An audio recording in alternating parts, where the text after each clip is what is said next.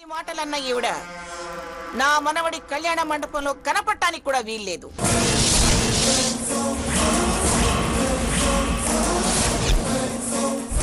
కాదు అని మీరు తీసుకొస్తే పోయిన దోషం వెంట పెట్టుకుని వచ్చిన వాళ్ళు అవుతారు. పెళ్లి ఆపి మీ అమ్మాయికి మీరే ద్రోహం చేసిన వాళ్ళు అవుతారు. గుర్తుపెట్టుకోండి. పెళ్లి చూసే అదృష్టం ఎలాగూ లేదు. నేనుండి ఆవిడ మాట కాదని మండపానికి వచ్చి మిమ్మల్ని అందరినీ దురదృష్టవంతుల్ని చేయదలుచుకోలేదు. నేను చుక్కల్లో చందమామ లాంటి దాన్ని. నువ్వు ఆ చందమామలో చుక్క లాంటి దాని.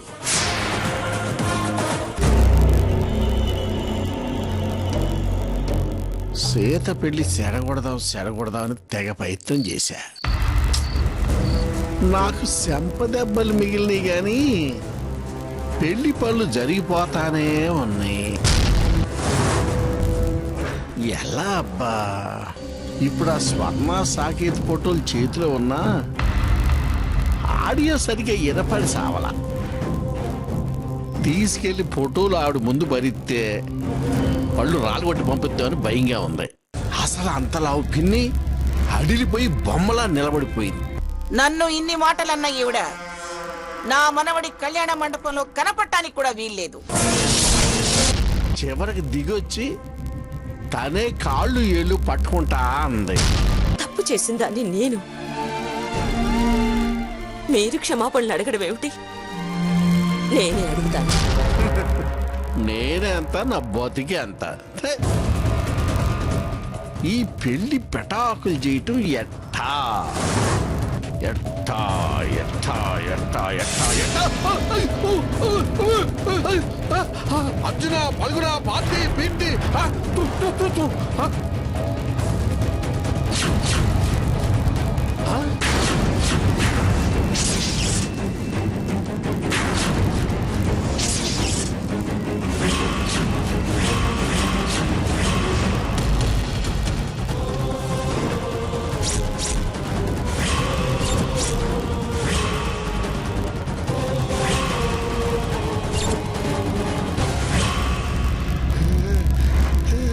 ఏంటి అరుపులు?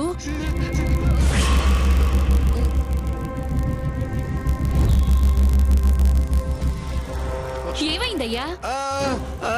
అదే పిడకల వచ్చింది. పిడకల మాకింకా రెప్పే వాలేదు, అప్పుడే నీ కళ్ళలు వస్తున్నాయా?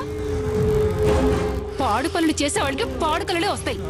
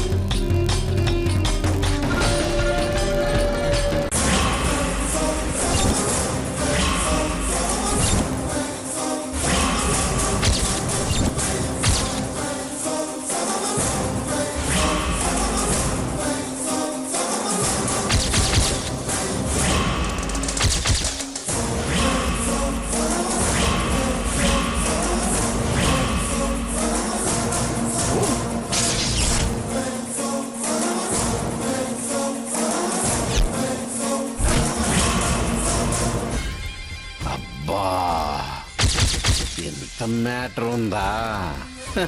ఈ గనక తీసుకెళ్లి మంగమ్మ గారికి చూపిస్తే ఎలా చెడగొడదామా అనుకుంటున్నా. భలే ఆధారం దొరికిందిలే. ఇప్పుడు వెళ్ళి చూపిస్తే ఎలా కానీ ఎలా తలుపు కొడితే కలత నిద్రలో కనపడక నా కాళ్ళు ఎరగొడతారేమో. అమ్మో వద్దు. ఈ ఫోటోలు ఎప్పుడు ఎక్కడ ఎట్టా బయట పెట్టాలో అప్పుడు అక్కడ బయట పెట్టాలి. ఇప్పుడు అందరికీ నా ఈశ్వరూపం చూపిస్తా.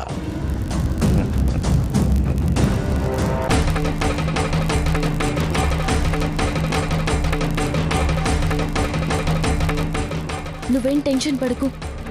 తెల్లారేలోపు నేనే ఆ ఫోటోలను తీసి కాల్ చేస్తానుగా. తెల్లారే లోపేంటే ఇప్పుడే వాటిని తీసి కాల్ చేస్తేనే గాని నాకు నిద్ర పట్టదు. ఇప్పుడా? మన ఇంట్లో మనకి భయం ఏంటే? వెళదాం పద. తెల్లారితే అవి ఎవరి చేతిలోనైనా పడితే మన కొంప కొల్లేరవుతుంది. ఆ భగవంతుడి సమక్షంలో నన్ను అన్ని మాటలు అన్నాడు. అది ఆ దేవుడికి నచ్చక ఎలాగో అలా సాకేత్ మనసు మార్చాడు. మళ్ళీ అవి ఇప్పుడు బయట పడితే మొత్తం మొదటికొస్తుంది. పద. నువ్వెందుకక్క? నేను వెళ్ళి చూసొస్తాను. పదవే, నేను కూడా నీకు తోడొస్తాను. పద.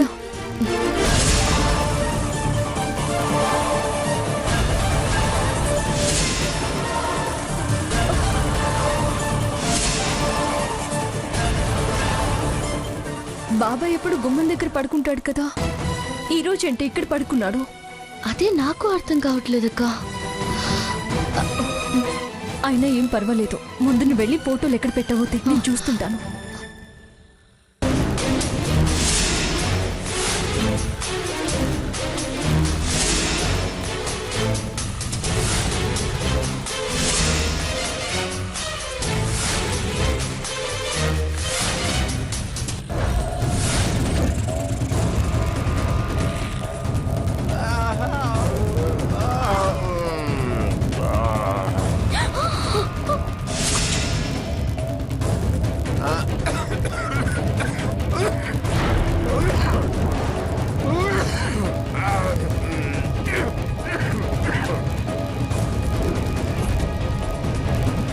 రా.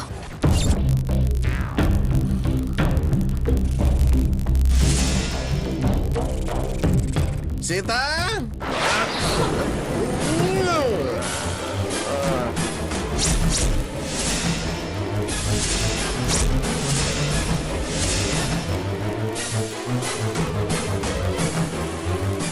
మంగమ్మ గారు నమస్కారం. నమస్కారం నమస్కారం మంగమ్మ గారు నమస్కారం. నమస్కారం.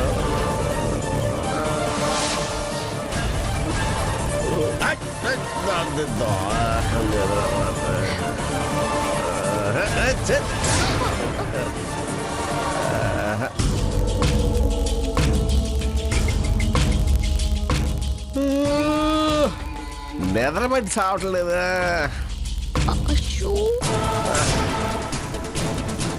ఒక్క సొట్టు ఎత్తే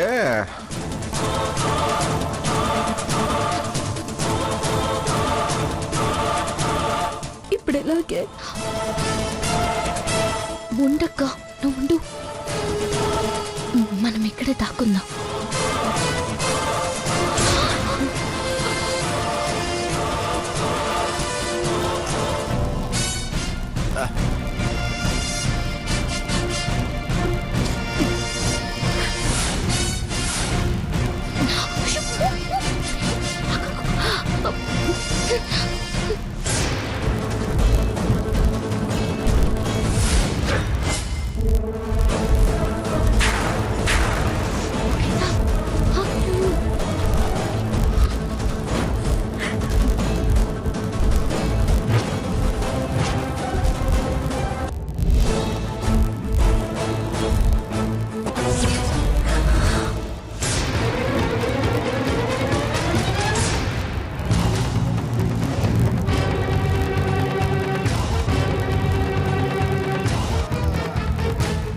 పరందావా వాసుదేవ పాండురంగ పెద్దింట్లమ్మ ఎన్ని కష్టాలు తెచ్చారు నాయన.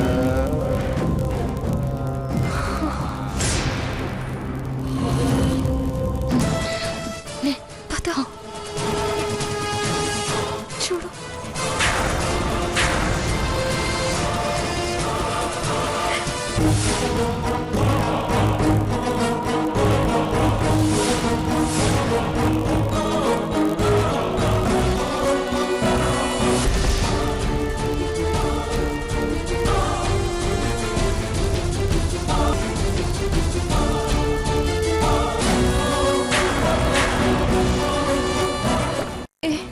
ఏమైంది? ఫోటోలు కనిపించట్లేదక్క.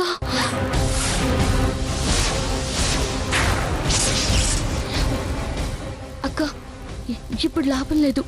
బాబాయ్ లేస్తే మనం దొరికిపోతాం. ప్రాబ్లం అయిపోతుంది. ఫోటోలు ఏమై ఉంటాయే? అసలు ఈ ప్రాబ్లం ఎలా సాల్వ్ అవుతుందో? తెల్లచాము లేచి నేను వెతుకుతానులే. ముందు లోపలికి వెళ్దాం పదక్క. అది కాదే. అది ప్రాబ్లం అవుతుందక్క. తెల్లారక ముందే వాటిని నేను తెస్తాను కదా. హ? పద.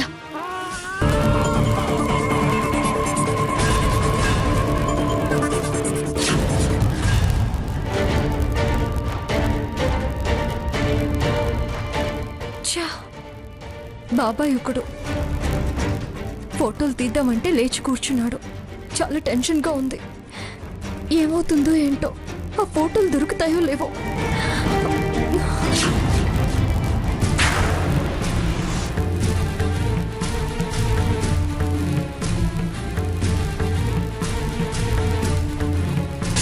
మీ వుడ్ బి పూర్తి పేరేంటి?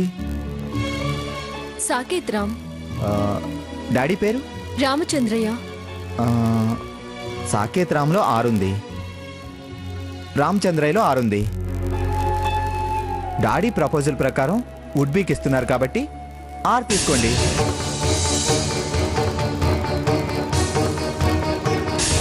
హ్యాపీ దీపావళి సాకేత్.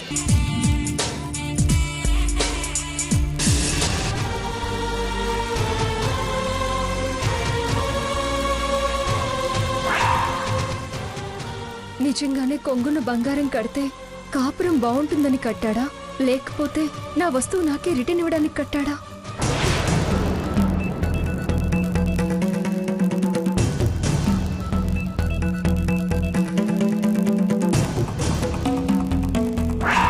ఎంతకు దిగజారిపోయావురా సాకేత్.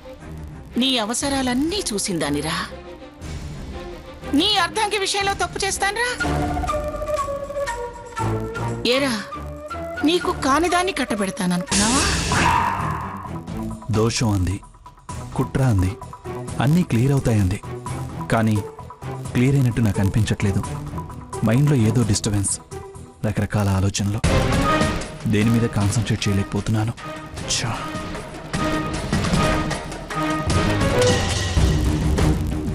భగవంతుడా, ఆ ఫోటోస్ అన్నీ మా చేతిలో పడేటట్టు చేసి మనసు స్థిమితంగా ఉండేలా చేయి స్వామి.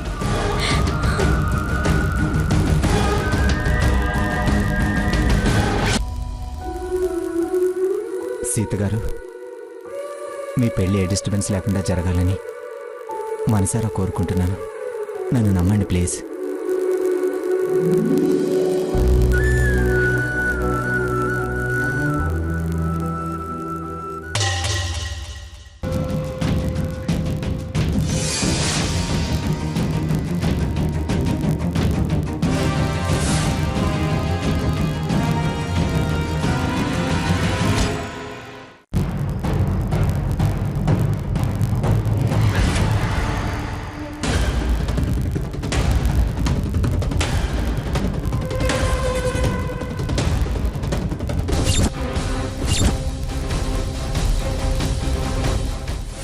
ఇచ్చిది ఫోటోలు నాకు చిక్కాయని తెలియక తెగెతికేస్తుంది. ఏంటి స్వర్ణ, ఆడవాళ్ళు ఎవరైనా తులసికోట చుట్టూ పెద్దచ్చలు చేస్తారు, నువ్వేంటి గొబ్బరి చెట్టు చుట్టూ తెగ పెద్దచ్చలు చేసేస్తున్నావు? ఏ కన్యాకుమారి సావన్నా ఇలా చుట్టూ తిరిగితే నీ అక్క పెళ్ళగానే నీ పెళ్ళి అయిపోద్దని చెప్పాడా?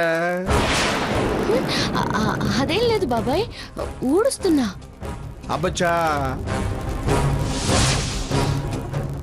నేను నువ్వు చుట్టూ చుట్టే చూసేలే కానీ అబద్ధాలు ఆడమాక. అయినా ముందు మీ అక్క పెళ్లి ముడిపడినే, నీ ముడి సంగతి తర్వాత ఆలోచిద్దాంలే. అదేంటి బాబాయ్ అలా? నేనేనా తప్పన్నానా? పూటకో సేవటాబాగా వేళ్తుంది పెళ్లిలో. ఏ బాంబు ఎప్పుడు పేలుతుందో అన్న డౌటు. పైగా రాత్రంతా ఒకటే పేడకెళ్ళలే. పీడకలలా ఆ, అలాగే కనిపించాయి. మీ అమ్మ ఆ మంగమ్మ గారు కలిసి ఓ కలబడి రంగులు పూసేసుకుంటున్నా. అది కయ్యమో వియ్యపురాల సరసమో అర్థం కాలేదే. ఆ, అయినా ఒక 24 గంటలు ఎదురు చూస్తే అన్ని రంగులు బయట పడతాయిగా అని గుండె దిటవు చేసుకున్నా. ఏంటి బాబాయ్ బాంబ్ అంటున్నాడు? ఫోటోలు ఈయన చేతికి కానీ దొరకలేదు కదా. ఏంటి ఆలోచిస్తున్నావు? ఏం లేదు, నీ మాటలు వింటుంటే భయం వేస్తుంది. ఎట్టా జరగాలని ఉంటే అట్టా జరుగుద్దిలే. భయపడితే ఇది కరుణిత్తదా, రాత మారుతుందా? నువ్వు ధైర్యంగా ఉండు స్వర్ణ. నేనున్నాగా, నువ్వు ధైర్యంగా ఉండు.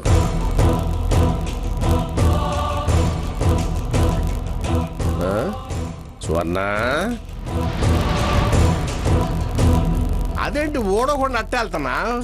ఊడోడం అయింది, కల్లాపి కలుపుకొచ్చి జాడించి చల్లుదామని వెళ్తున్నాను.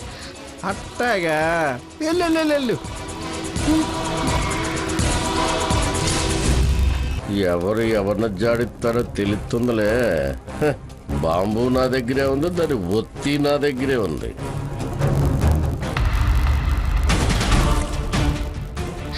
అక్క, స్వర్ణ ఏమైంది? దొరికాయా? చించేసావా? సీత, అత్తయ్య గారు రమ్మంటున్నారు. స్వర్ణ, నువ్వెక్కడికి వెళ్ళావే? ఇంటి ముందు ఊడవడానికి వెళ్ళను పిన్ని. నేనెప్పుడో తెల్లారక ముందే ఊడ్చి ముగ్గేశాను.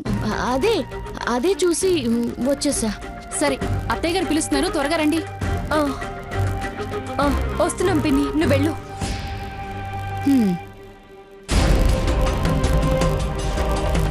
ఏంటి, ఏమైంది? ఫోటోలు చించేసావా?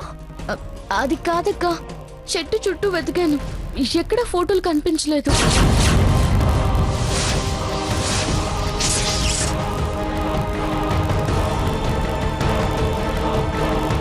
కనపడలేదా? అక్క, నాకెందుకో బాబాయ్కి ఆ ఫోటోలు దొరికినట్టు అనిపిస్తుంది. ఆయన మాట తీరు అతోలా ఉంది. రంగులు, కయ్యం, సరసం అంటూ ఏదేదో అంటున్నాడు. ఏంటి నువ్వనేది? బాబాయ్కి ఫోటోలు? ఏంటి సీత, ఏదో బాబా ఈ ఫోటోలు అంటున్నావు ఏంటి? అది అది అదే బాబాయ్, నీతోను పిన్నితోను కలిసి ఫోటోలు దిగాలని స్వర్ణతో చెప్తున్నాను. ఓ అట్టాగా, పెళ్లి ఫోటోల గురించేనా? నేనేమో ఆల్రెడీ దిగిన ఫోటోల గురించేమో అనుకుంటున్నాలే.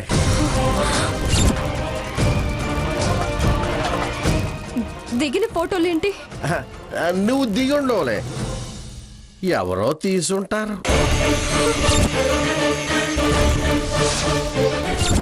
ఏ ఫోటోల గురించి బాబాయ్ నువ్వు అనేది? నువ్వు వెతికిన ఫోటోల గురించేనేమో.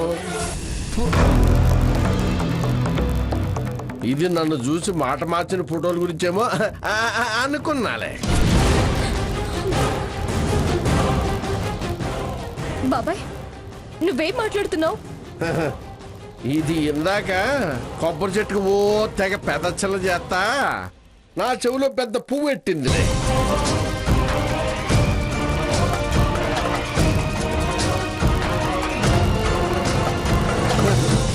మీకన్నా ముందు 30 ఏళ్ల క్రితం భూమి మీద పడ్డోడిని.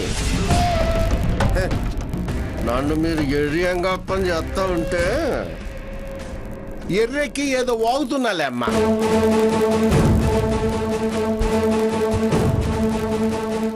అసలు నువ్వు ఏం చెప్పదలుచుకున్నావో క్లియర్ గా చెప్పు బాబాయ్. అబ్బే ఏం లేదమ్మా, చెప్పటం చెంప దెబ్బలు తింటాం మామూలేగా నాకు. అందుకే నేను ఇంకేం చెప్పదలుచుకోవాలా. వీలైతే వాళ్ళు చూసి చేసి చూపించడమే.